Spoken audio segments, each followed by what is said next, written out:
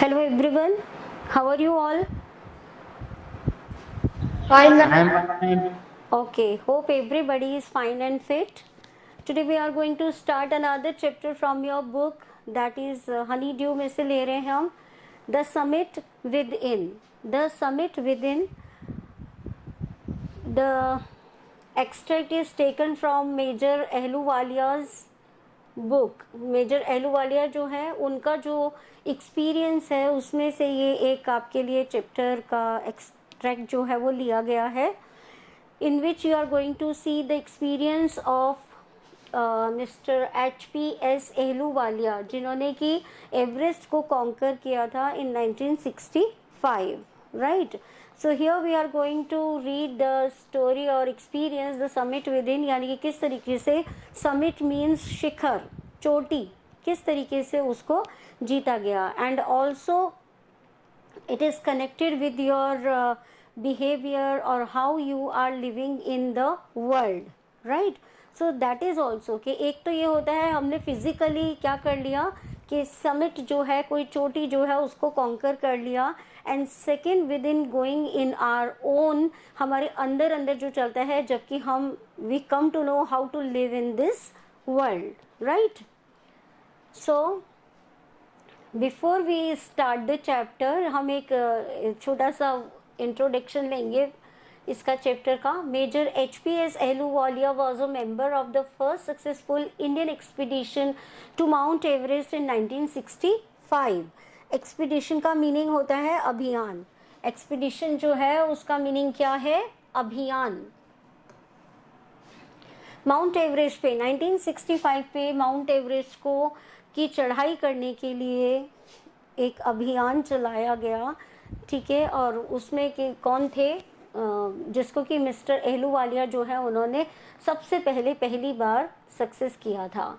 How did he feel when he stood on the highest point in the world? Let us hear his story in his words.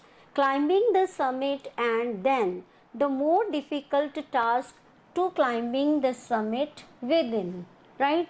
So the thing is that यहाँ पर जो अहलूवालिया है उनका जो experience है, you people will read and also share कि वो इस चढ़ाई को किस तरीके से लेते हैं. उन्होंने बहुत ही सक्सेसफुल तरीके से एक बहुत ही एडवेंचरस टास्क जो है उसको कंप्लीट किया. उन्होंने एवरेस्ट को कॉन्कर किया, लेकिन उसके साथ साथ जो आफ्टर दिस मतलब इस डिफ़िकल्ट टास्क को ख़त्म करने के बाद में एक और डिफ़िकल्ट टास्क था, वो ये था कि किस तरीके से हमारे जो अंदर अपना मन है उसको जीता जाए, राइट. सो जो मैंने आपको बताया कि किस तरीके से हम पूरे वर्ल्ड में रह सकते हैं, ठीक है ना, हमें किस तरीके से अपने आप को परफॉर्म करना है यहाँ पर लाइफ में, right. Of all the emotions which surged through me as I stood on the summit of Everest, looking over miles of panorama below us, the dominant one I think was humility. The physical in me seemed to say, thank God it's all over, right.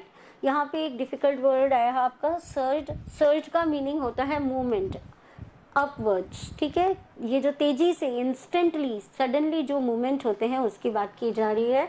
तो ये कह रहे हैं कि जब मैं mount Everest के शिखर पे खड़ा था, समिट, व्हाट इज समिट, कि जब मैं उसके शिखर पे खड़ा हुआ था और नीचे panorama, panorama view of a wide area. आप खुद सोचो, जब आप बिल्कुल ऊंचाई पे खड़े हुए हो तो नीचे जो भी है होल वर्ल्ड वो आपको पूरा दिखाई दे रहा है, ठीक है. तो ये कह रहे हैं मिस्टर अहलूवालिया कि जब मैं वहाँ चोटी पे खड़ा हुआ था और जब मैं नीचे का जो दृश्य है जब मैं उसको देख रहा था, व्यू ले रहा था, the dominant one I think was humility. जो मैं देख रहा था वो ये था कि बहुत सारे विचार उनके मन में आ रहे थे कि किस तरीके की नीचे जो लाइफ है और यहाँ शिखर पे जो लाइफ है उसमें क्या डिफरेंस है. Basically it is of humility, humility का डिफरेंस है यहाँ पर. The physical in me seemed to say, अंदर मतलब मैं फिजिकली वहाँ पे स्टैंड था and I was saying thank God it's all over. वो वहाँ पे खड़े होकर के भगवान जो थे उनका धन्यवाद कर रहे थे. क्यों कर रहे थे? क्योंकि जब आप इतनी डिफ़िकल्टीज़ के बाद में जब आप इस टास्क को कंप्लीट करते हो तो you learned so many things. आप अपनी बहुत सारी ऐसी हैबिट्स होती हैं जिनको आप वहीं पे छोड़ते चले जाते हो। You come to know about life कि what is life. Life is not just for humiliation, not just for cheating each other, not just for gossiping for others, right? तो बहुत सारी आपकी जो हैबिट्स होती हैं वो आप अपने आप आपसे छूटती चली जाती हैं एज यू गो हायर। यानी कि जितना आप ऊपर चढ़ रहे हैं फिजिकली, उतना ही जब आप मन से ऊपर बढ़ना शुरू करते हैं तो these things become very smaller to you, right? It's all over. However, instead of being jubilant, there was a tinge of sadness. Jubilant, the meaning of jubilant is very happy because of success. Is a very big thing to reach on the top. Everest पर पहुंचना is a very big success. तो ये कह रहे हैं कि मेरी इतनी बड़ी सक्सेस हुई, मुझे इतनी खुशी थी अपनी सक्सेस की। जुबिलेंट, तो जुबिलेंट होने के साथ साथ ही एक टिंज था, एक शेड था, किस चीज़ का? सैडनेस का। टिंज का मीनिंग हो गया ट्रेस या फिर शेड। तो यहाँ पर कैन एनीवन एक्सप्लेन मी कि क्यों ये शेड था उनकी उसमें? Why he was not Jubilant perfectly? क्यों था उनके मन में एक सैडनेस या कुछ क्यों था? कैन एनीवन से? कैन एनीवन से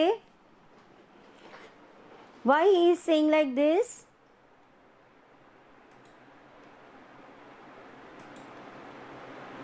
इस तरीके से क्यों कहा उन्होंने?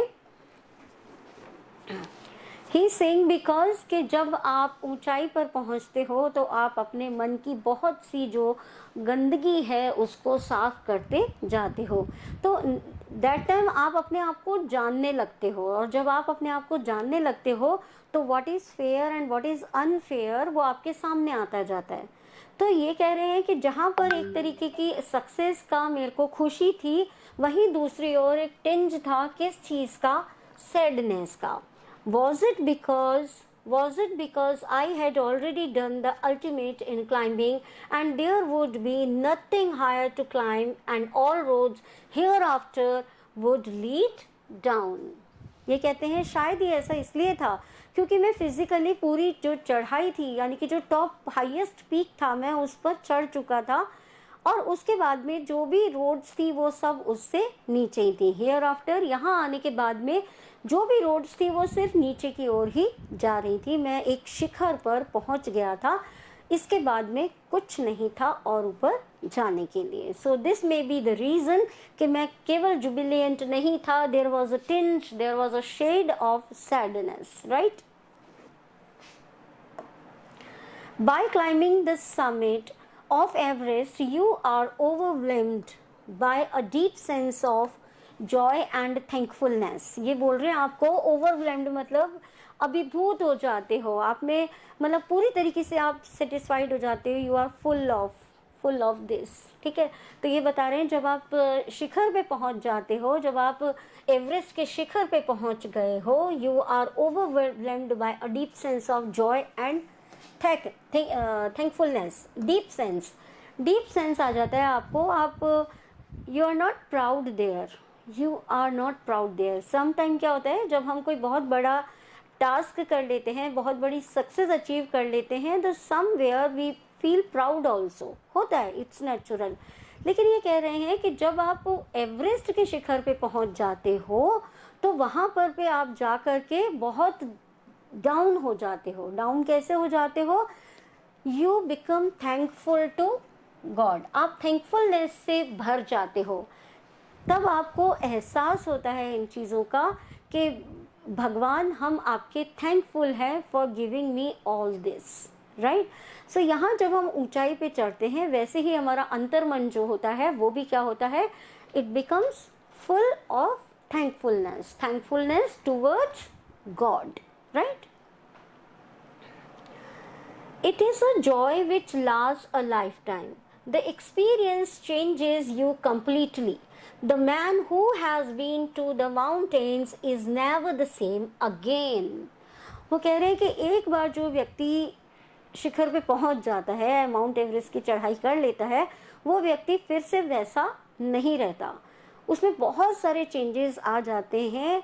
देन ही कम्स टू नो कि मैं इस अर्थ से बिलोंग करता हूँ, अर्थ मुझसे बिलोंग नहीं करती है। आई बिलोंग्स टू गॉड, राइट, मैं भगवान से बिलोंग करता हूँ और ये अर्थ जो है मैं इससे बिलोंग करता हूँ, अर्थ मुझसे नहीं है, राइट। तो ऐसी जो थैंकफुलनेस की फीलिंग है वो आप में आ जाती है। कब? जब आप समिट पे आ जाते हो, एवरेस्ट का जो समिट है, शिखर पे, चोटी पे जब आप पहुंच जाते हैं, तो ये कह रहे हैं कि वो व्यक्ति जो है वो कम्प्लीटली चेंज हो जाता है। वो ऐसा एक्सपीरियंस लेने के बाद में उसके विचार जो हैं वो पूरी तरीके से बदल जाते हैं। और किस तरीके से बदल जाते हैं? पॉजिटिविटी में, right. As I look back at life after climbing Everest, I cannot help remarking about the other summit, the summit of the mind, no less formidable and no easier to climb. Formidable is moving, ठीक है। तो कि ये कहता है कि जब मैंने एवरेस्ट की चढ़ाई की है तो उसके बाद में मुझे कुछ भी ऐसा नहीं लगता कि कुछ भी आसान नहीं है। यानी कि चीज़ों को जब हमने एवरेस्ट की चढ़ाई कर ली, then we come to know about the reality of life. हमें लाइफ की रियलिटी जो है उसके बारे में हमें समझ में आता है। और it's not easier to climb, ना तो ये इतना आसान है और ना ही ये इतना वो है कि हम उसको नहीं समझ पाए। Even when getting down from the summit, once the physical exertion had gone, I began asking myself the question why I had climbed Everest. So here Mr. Ahluwalia, you can see the picture, Mr. Ahluwalia is there. और फिर ये बोलते हैं आपको कि जब मैंने ये एवरेस्ट जो है इस पे मैं शिखर पे पहुंच गया, तब वहाँ जाकर के मेरे दिमाग में एक क्वेश्चन आया कि क्यों मैंने एवरेस्ट की चढ़ाई की, ठीक है। फिजिकली एग्जर्शन मतलब फटीग या फिर टायर्डनेस, बहुत एग्जॉस्ट हो जाते हैं। जब हम ऊपर पहुँचे तो बहुत एग्जॉस्ट हो चुके थे मिस्टर आहलूवालिया जो है वो एग्जॉस्ट हो चुके थे। और फिर उन्होंने अपने से एक सवाल किया कि why I had climbed Everest, मैंने एवरेस्ट की चढ़ाई क्यों की। Why did the act of reaching the summit have such a hold on my imagination, ये मेरी इमेजिनेशन में ये किस तरीके से आया। Why did the act of reaching the summit have such a hold on my imagination, मैंने किस तरीके से इस चीज़ को इमेजिन किया कि मैं यहाँ तक पहुँचा। It was already a thing of the past, something done yesterday. With every passing day, it would become more remote. And then what would remain? Would my memories fade slowly away? ये कहते हैं कि मैंने यहाँ mount Everest पर जब मैं चढ़ा और उसके बाद में मुझे एहसास हुआ कि मैंने इस चीज़ की चढ़ाई क्यों की। थोड़े समय बाद में क्या मैं ये सारी मेमोरीज जो हैं क्या मैं वो भूल जाने वाला हूँ कि ऊपर मैं किस तरीके से गया और मैंने किस तरीके से चढ़ाई की। आफ्टर पासिंग द डे मतलब जैसे जैसे दिन बीतते जाएंगे तो क्या ये मैं भूल जाऊंगा, लाइफ जो है वो रिमोट हो जाएगी, फिर से वही रूटीन जो है वो चलने लग जाएगा। और क्या ये मेरी जो मेमोरीज हैं एवरेस्ट पे चढ़ने की, क्या वो फेड होती जाएंगी। All these thoughts led me to question myself as to why people climb mountains. ये सारी चीज़ें कि जब हम एक ऊंचाई पे चढ़ जाते हैं उसके बाद से फिर से हमारी लाइफ जो है उसी रिमोट में आ जाती है, उसी तरीके से हमारी लाइफ चलने लगती है जैसा कि चढ़ाई से पहले। तो उनके दिमाग में ये क्वेश्चन आया कि जब ऐसा ही है तो लोग चढ़ाई क्यों करते हैं, why people climb mountains. It is not easy to answer the question, ये कहते हैं इट्स नॉट ईजी कि हम इस क्वेश्चन का आंसर आसानी से दे दें। The simplest answer would be as others have said, because it is there. It presents great difficulties. Man takes delight in overcoming obstacles. The obstacles in climbing a mountain are physical, right? ये कहते हैं कि जिन लोगों ने भी चढ़ाई करी या जिस तरीके से भी इसका उत्तर जो सामने आया कि लोग एवरेस्ट की चढ़ाई क्यों करते हैं, वो इसलिए था बिकॉज इट इज़ देयर, क्योंकि ऐसा है, इट प्रेजेंट्स ग्रेट डिफ़िकल्टीज, ये बहुत सारी डिफ़िकल्टीज से भरा हुआ है, ये बहुत एडवेंचरस है।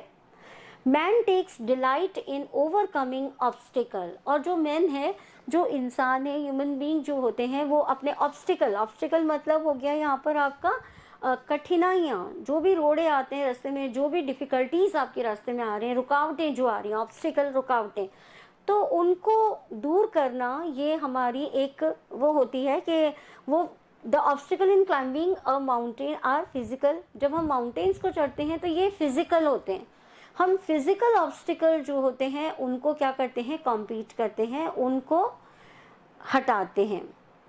जब हम पहाड़ पर चढ़ रहे हैं तो बहुत सारी डिफ़िकल्टीज हमारे सामने आ रही हैं, और वो सारी डिफ़िकल्टीज हम क्या कर रहे हैं, फिजिकली हम उन ऑब्स्टिकल को पार करते हुए क्या कर रहे हैं, माउंटेन की चढ़ाई कर रहे हैं, राइट।